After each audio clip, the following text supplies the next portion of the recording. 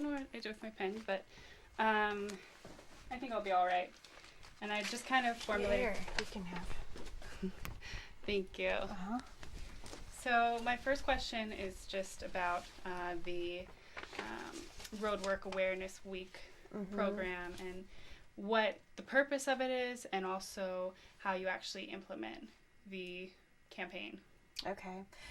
April 7th through 11th of this year is going to be Work Zone Awareness Week, and it is a week that we kind of educate the public about work zones and about what's important in work zones, the safety issues that kind of go against the public as they're driving and also against our workers as they're working within the work zones. So it actually lets the public see that there is a human side of construction workers and emergency response vehicles, anybody that could be on the side of the road. It really helps them to see things from a different perspective than just out of the front view of a windshield.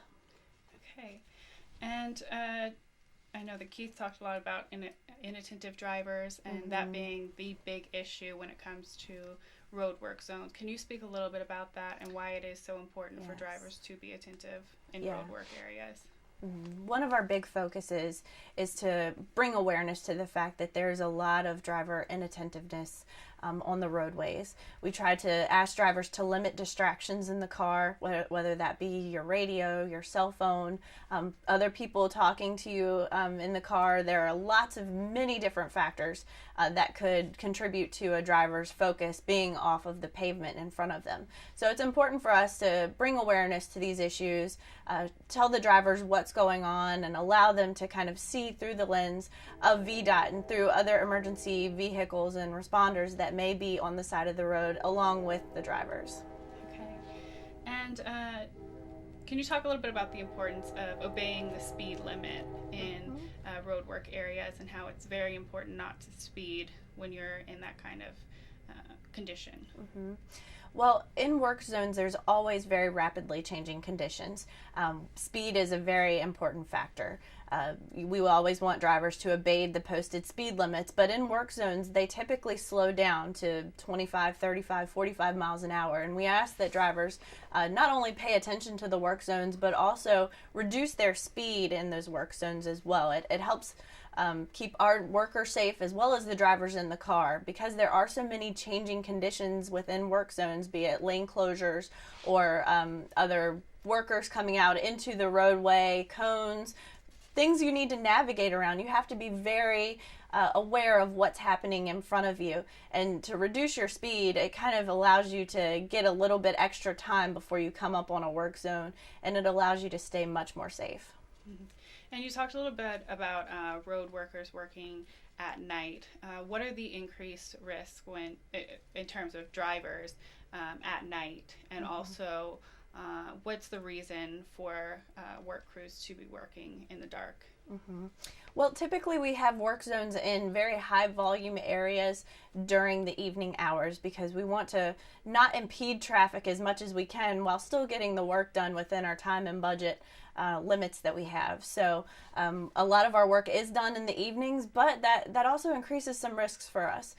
Drivers could be impaired at night more so. They could not have had enough sleep in some cases. And we just ask drivers, and of course there's also the reduced visibility during the evening hours. You can't always see what's in front of you as well. So we try to set up the work zones in a way that makes it much more visible to drivers, using barrels and cones, a lot of signage in the area on both sides of the roadway so that all drivers driving into the work zone have that extra visual so that they know what to expect ahead. And during the evening hours, of course, we do try to get our work done then so that we impede on the least amount of people while still being able to get our work done as well. Okay. And can you explain a little bit about the move over law and why it's so important in terms of the safety of road workers? Here at VDOT, we're big advocates of the move over law because it helps keep our workers safe as well as the drivers. Any emergency response vehicles that are on the side of the road, work zones that you come up on, if you're able to get into the next open lane, that would be the optimal, most highly appreciated solution for driving through work zones and for driving through some of those more dangerous areas. Even if you see a disabled vehicle on the side of the road that doesn't have any flashing lights around it, if you could move over, that would actually increase your reaction time if something were to occur. We want the driver to be ready for what's in front of them, and the best way to do that is to reduce distractions in the car, and then to also kind of keep an eye out of what's ahead of you. Always be looking at the horizon where you're headed so that you have enough time to react if you need to. Okay. And Keith talked a lot about the importance of drivers not being impatient in road work areas. He said it's understandable because people have places to be, but they don't consider that people's lives are at risk in these areas. So can you explain a little bit about the importance of not being impatient, and even though you may be running late, actually being careful and taking that extra time to get where you need to be and making sure that you don't hurt or injure anyone or seriously or, even kill someone by, being reckless? Yeah. Well, the work zones are our workers' offices. That's where they are doing their work to keep the roads safe and to keep Virginia moving, essentially. And so we want folks to be cognizant of that when they come up on work zones. Our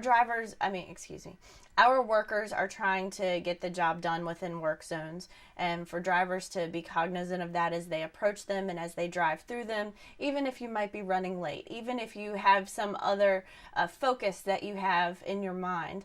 We ask that drivers just kind of look at the big picture, take into account some of the worker situations. They are working in very hazardous conditions. It's one of the most hazardous jobs that you can have in terms of working on the roadways. It's up there with law enforcement and firefighting in terms of the dangers that our workers are exposed to every day. So we ask that they just kind of keep it in perspective. Look at the grand scheme of things. If you might be a few minutes late, if you slow down, that's okay.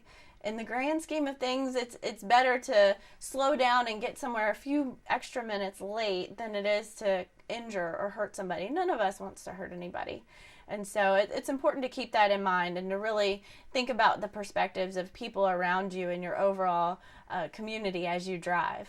Okay. And is there anything else you'd like to add?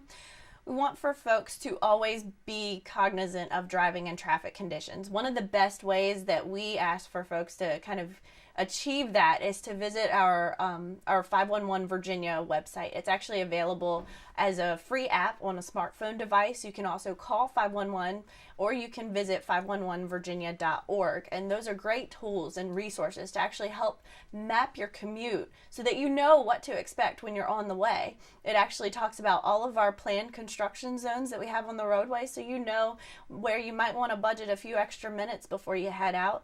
And it also allows you to see kind of if there are weather conditions that might hinder your progress along the road. You can actually see everything and get a sense of how much time you need to add to your commute. Okay, thank you so much, Lindsay. You're welcome. Sure. And is it all right if I just listen back to it and then I can mic you? Yeah, just you're make good. sure we